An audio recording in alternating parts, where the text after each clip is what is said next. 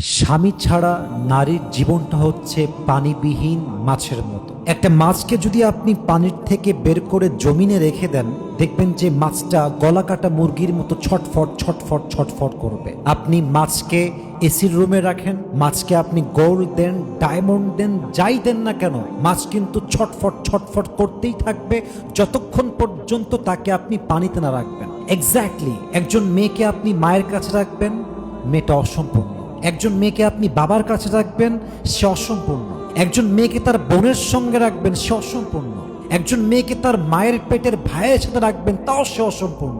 একজন মেয়ে পূর্ণতা তখনই পায় যখন মেয়েরা তার শখের পুরুষ তার স্বামীর সঙ্গে বসবাস করে। একজন স্বামী ছাড়া একজন মেয়ের জীবনে আর কোনো মূল পরিচয় হতে পারে।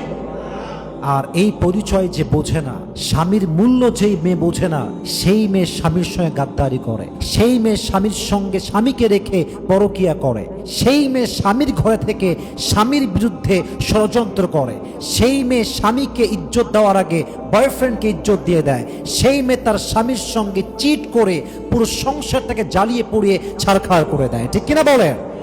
যেই নারীর জীবনে স্বামী নাই, তার জীবনে আসলে কিছুই নেই। আল্লাহ প্রত্যেকটা মা বোনকে বোঝার তৌফিক দান করুক। পড়েন সবাই আমিন।